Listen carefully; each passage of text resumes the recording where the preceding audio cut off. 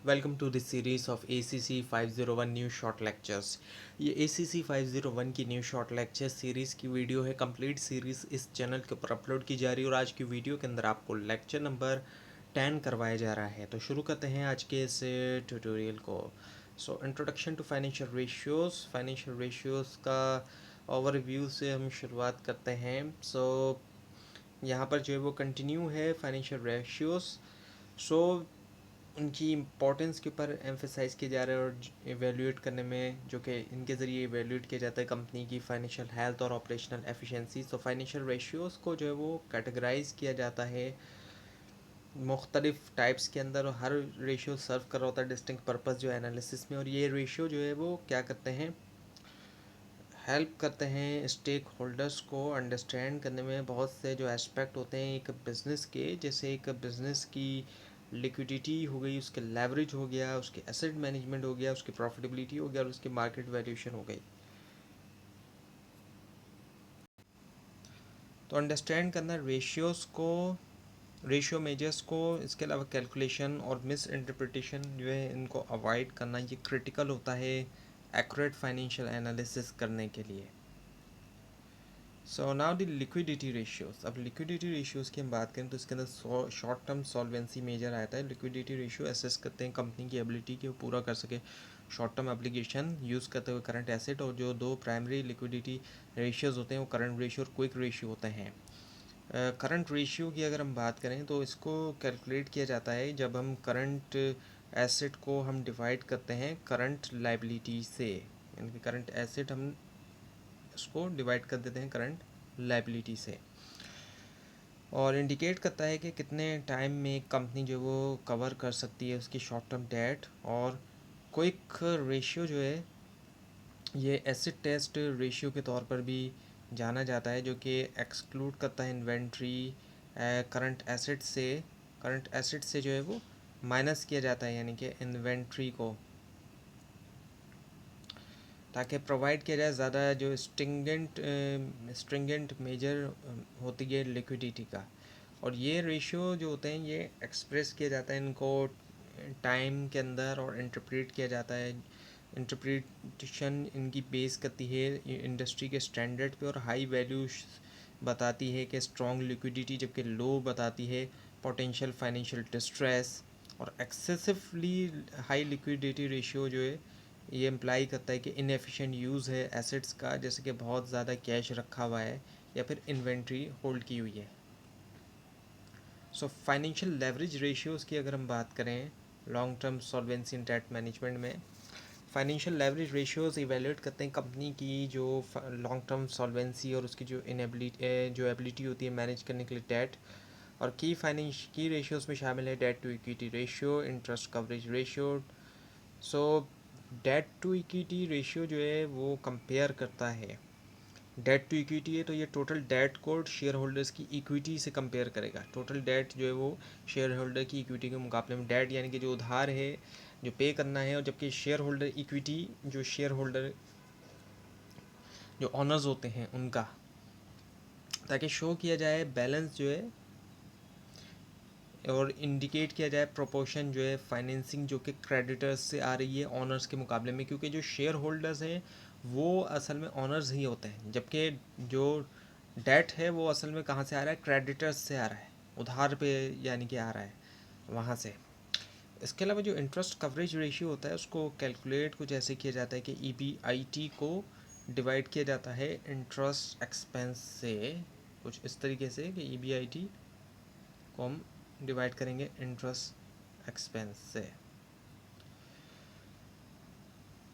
और मेजर किया जाता है एक फर्म की एबिलिटी कि वो पे कर सके इंटरेस्ट जो है उसके डेट के ऊपर।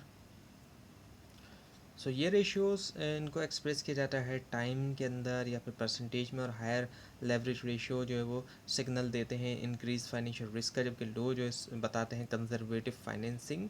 और जबकि लो डेट लेवल जो है वो लिमिट भी कर सकता है ग्रोथ अपॉर्चुनिटीज़। और हाई इंटरेस्ट कवरेज जो इंडिकेट कर सकता है अंडर यूटिलाइजेशन फाइनेंशियल लेवरेज की। सो एसेट मैनेजमेंट रेशियोज़ की अब अगर हम बात करें, सो एसेट मैनेजमेंट रेशियोज़ हेल्प करते हैं असेस करने में कि कितना कितना एफिशिएंटली एक कंपनी यूटिलाइज़ करी उसकी एसेट्स जनरेट करने में। रेवेन्यूज़ और कॉमन रेशियोज़ जो है उनमें शामिल हैं इन्वेंट्री टर्नओवर, रिसीवेबल टर्नओवर। सो जो इन्वेंट्री टर्नओवर होता है उसको हम कैलकुलेट करते हैं, कॉस्ट ऑफ गुड्स सोल्ड को हम डिवाइड कर लेते हैं एवरेज इन्वेंट्री से, यानी कि जो कॉस्ट ऑफ गुड्स सोल्ड है COGS भी जिसको हम कहते हैं उसको हम डिवाइड कर लेते हैं एवरेज इन्वेंट्री से।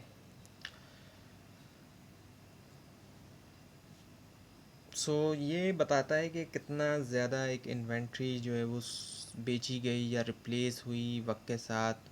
और रिसीवेबल टर्नओवर जो है उसको जब हम कैलकुलेट करते हैं, कंप्यूट करते हैं, तो नेट क्रेडिट सेल जो है, नेट क्रेडिट सेल उसको हम डिवाइड कर देते हैं एवरेज अकाउंट रिसीवेबल से।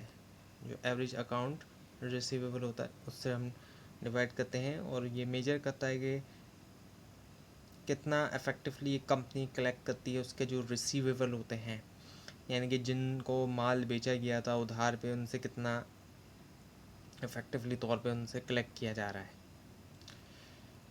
ये रेशियोज एक्सप्रेस किए जाते हैं टाइम और इंटरप्रेट जो होते हैं वो इंडस्ट्री नॉर्म के ऊपर। हाई टर्नओवर रेशियो बताते हैं एफिशिएंट एसेट यूज़, जबकि लो जो है बताते हैं इनएफिशिएंसीज, और एक्सट्रीमली हाई जो है बताते हैं अंडर स्टॉकिंग या फिर ओवरली एग्रेसिव जो है क्रेडिट पॉलिसीज़, और उसी से फिर पोटेंशियल ऑपरेशन इशू आते हैं। Now the profitability ratios. अब प्रॉफिटेबिलिटी रेशियोज़ हैं।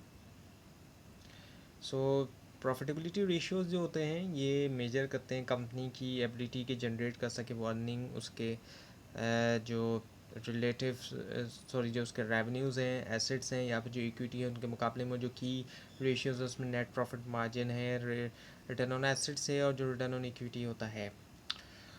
नेट प्रॉफिट मार्जिन जो है उसको कैलकुलेट किया जाता है कि नेट इनकम को सेल से डिवाइड कर दिया जाता है, यानी कि जो नेट इनकम होगी उसको सेल से डिवाइड कर देंगे, जो कि इंडिकेट कर रहा होता है परसेंटेज जो है रेवेन्यूज़ की, जो कि ट्रांसलेट होती है प्रॉफिट में। और रिटर्न ऑन एसेट जो होता है ये जो है मेजर करता है कि कितना एफिशिएंटली तौर पर कंपनी यूज़ करती है एसेट्स प्रॉफिट जनरेट करने के लिए।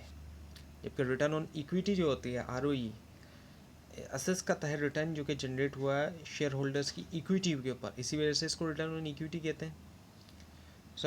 ये रेशियोज़ इनको परसेंटेज के अंदर ही बताया जाता है और क्रूशियल होते हैं इवेल्यूएट करने के लिए फाइनेंशियल परफॉर्मेंस। और हाई प्रॉफिटेबिलिटी रेशियो टिपिकली तौर पे इंडिकेट करते हैं स्ट्रॉन्ग ऑपरेशनल एफिशिएंसी और फाइनेंशियल हेल्थ, जबकि हाई ROE नतीजा आता है हाई लेवरेज से, और वो रिस्क पोस्ट कर सकता है। और लो प्रॉफिटेबिलिटी जो है वो सिग्नल देता है अंडरलाइंग इशू कॉस्ट मैनेजमेंट और रेवेन्यू जनरेशन में।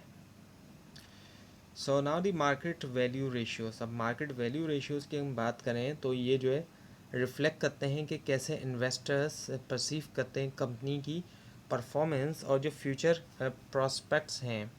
प्रोमिनेंट रेशियो में शामिल होता है प्राइस टू अर्निंग रेशियो, यानी कि जो PE जिसको हम एब्रीवेशन यूज़ करते हैं जिसके लिए, और मार्केट टू बुक रेशियो। जो प्राइस टू अर्निंग रेशियो है यानी कि PE रेशियो, इसको हम कैलकुलेट कुछ इस तरीके से करते हैं कि जो मार्केट प्राइस पर शेयर होती है, जो मार्केट प्राइस होती है वो भी पर शेयर के हिसाब से, इसको हम डिवाइड कर देते हैं अर्निंग पर शेयर से, जिसको EPS भी कहा जाता है एब्रीवेशन में।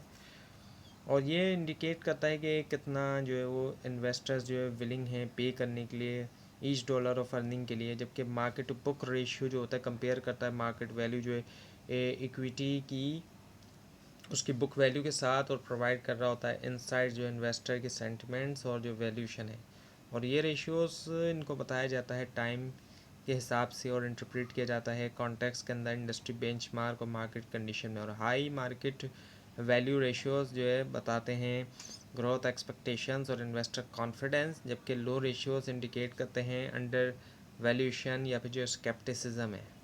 जबकि हाई जो प्राइस टू अर्निंग रेशियोज़ हैं ये रिफ्लेक्ट करते हैं ओवर वैल्यूएशन और उससे पोटेंशियल इन्वेस्टमेंट रिस्क आते हैं।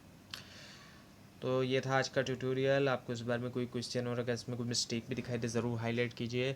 और इस पूरी सीरीज़ को देखने के लिए और मिड टर्म और फाइनल टर्म एग्जाम्स की प्रिपरेशन के लिए इस चैनल को सब्सक्राइब कीजिए, बेल आइकन के ऊपर क्लिक कीजिए। Thanks for watching this video and best of luck.